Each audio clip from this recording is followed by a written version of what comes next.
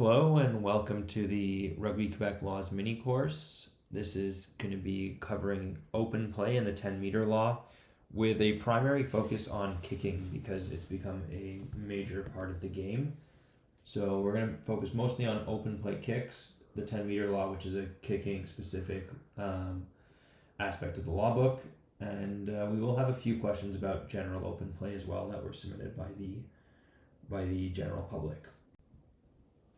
So the first thing we're going to look at is the 10-meter law. So basically what this means and how the 10-meter law works is if the ball is kicked and you're standing anywhere on the field within 10 meters of where the ball lands, you have to retreat to 10 meters or not take part or have no effect in the game until you do retreat 10 meters. So in this clip, we're going to see the referee penalizes correctly, but we're going to see that one player kind of sneaks ahead of the referee as he tries to manage play. And they're highlighted right there. And then even though the ball comes down maybe 5 meters ahead of that, he's in front and he advances even after the ball's caught. We end up with a kick that doesn't really work out and we go back for the penalty. So the really important thing here is as a player, you want to just if the kick goes and you don't really know where it is, best bet's probably to stop. You can't be in front of the kicker anyways, and you can't be put onside by the wing in this situation because you're already offside and you're already advancing and taking part in play. Right before they change the camera angle, you can see the player take a couple steps forward as he's moving forward. So this is a penalty at all times now. The next thing we're going to look at is a few open play kicks. So this is, again, a player in front of the kicker. So here we can see the kicker is down just outside in touch. We have a player in field who's advancing, number 12, I believe. And he's the one who puts pressure on and he affects a poor. He forces the defending team or receiving team to put a poor kick downfield. So this player will be sanctioned. He should be sanctioned, in fact. And he just has to wait. He's got to stay onside until he's put onside. Even if the kicker ends up being the first person to make the tackle, he's still offside. He's advanced in front of the kicker. He's gained an advantage by getting an extra head start.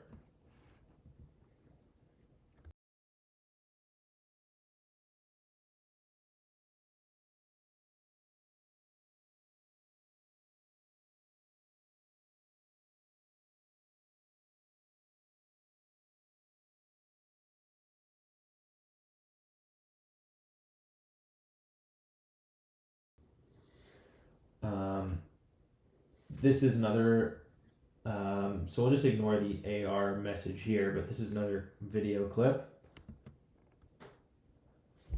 This is a box kick this time, and you just see all these players in front of the kicker, they just take off right away. So this player's taking a good 3-4 steps before the wing puts him onside. If you're in the breakdown, referees work hard to manage the breakdown players typically.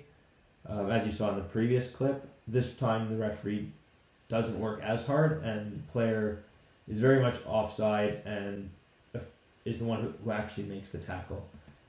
So rule of thumb is if you're in the breakdown, wait a second or two for someone to put you onside before you take off downfield.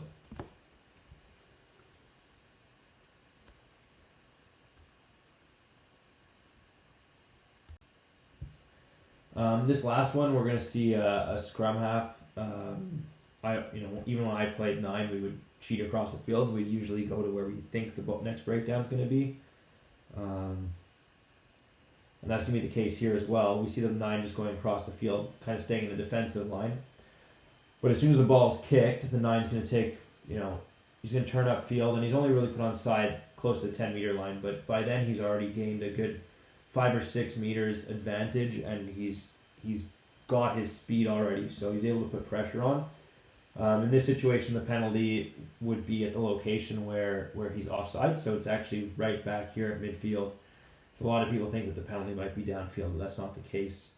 The red team would also have an option of having a scrum where the ball was kicked, so those are the two options at an offside at a kick. So you have the penalty where the player is offside. So in this situation, that's in the defensive line right here, almost at midfield. Or the scrum where the ball is kicked, which is maybe 7 meters up the field, centered on the field. So we had a few questions. The first one is there offsides in the in goal?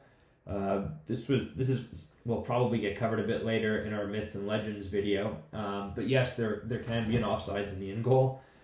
Typically, players like to stand on the goal line and think that they can chase immediately because the offside line is the goal line. That's not the case. The offside line is still where the ball is kicked or where the ball is passed. So you can still be offside in the in goal.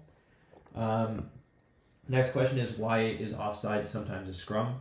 So there's two of these scenarios. One is an open play where you can have an accidental offside. If you saw our referee signal quiz, we have an accidental offside signal in that video.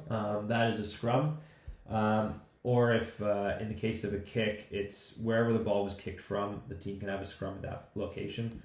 If you're inside the 22, some teams may prefer scrum, or if you have a very dominant scrum or set piece, that may be the case as well. Are there offside lines at the tackle?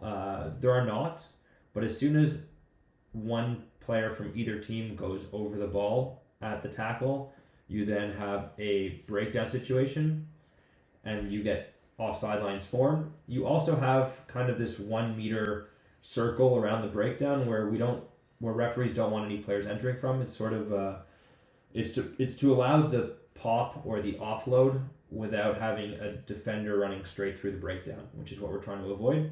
So we just want to try to open space up. So there's like a 1 meter circle around the tackle that you can't really enter from unless you come in from your own side of the breakdown.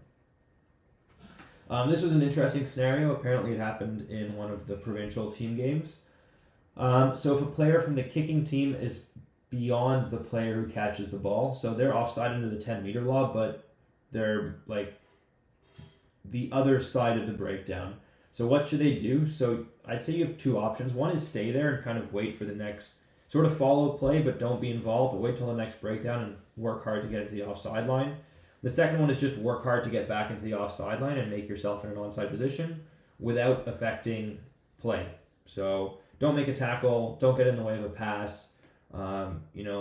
If you're not having a negative effect or an effect on play, we're going to let it go. We understand that you're kind of stuck and you need to get yourself onside. And as long as you're working to do that without interfering, then we're going to be happy.